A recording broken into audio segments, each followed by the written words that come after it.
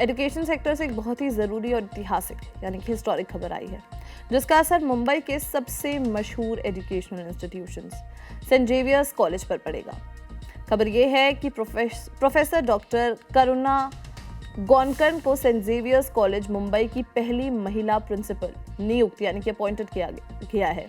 ये फैसला कॉलेज के 156 ईयर्स के लंबे इतिहास में एक माइलस्टोन है। फर्स्ट वुमेन प्रिंसिपल इन 56 ईयर्स। डॉक्टर करुणा कौन है? वो माइक्रोबायोलॉजी की एक सीनियर फैकल्टी मेंबर हैं और इसी डिपार्टमेंट ऑफ माइक्रोबायोलॉजी में काम करती हैं। उनका रिश्ता सेंट जेवियर्स से 3 दशकों मोर देन 30 ईयर्स से ज़्यादा पुराना है। उन्होंने अपनी शुरुआत बायोलॉजी के टीचर के रूप में की थी और बाद में वो बायोटेक्नोलॉजी डिपार्टमेंट की हेड भी बन गई। यहीं से उन्होंने कॉलेज के अंदर की एकेडमिक और एडमिनिस्ट्रेटिव जिम्मेदारियां संभाली थी। 55 साल की उम्र में डॉक्टर गोकर्ण ने अपने नए रोल में अनुभव का एक विशाल भंडार लाई हैं।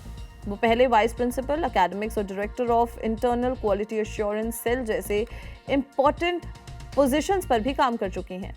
उन्हें मई 2025 में प्रोफेसर राजेंद्र शिंदे की रिटायरमेंट के बाद इंटरिम प्रिंसिपल बनाया गया था और अब कॉलेज के बोर्ड ऑफ गवर्नर्स ने उनकी नियुक्ति यानी कि अपॉइंटमेंट को कंफर्म कर दिया है। अब बस स्टेट गवर्नमेंट की फाइनल अप्रूवल का इंतजार है। डॉक्टर गोकर्ण की लीडरशिप का सबसे ज़रूरी पहलू यानी कि एस्पेक्ट है नेशनल एजुकेशन पॉलिसी यानी कि NEP 2020 को कॉलेज में लागू करवाना। उन्होंने NEP नोडल ऑफिसर के रूप में भी ये पाइवटल रोल निभाया है और एकेडमिक रिफॉर्म्स में उनका योगदान बहुत ही इंस्ट्रूमेंटल रहा है।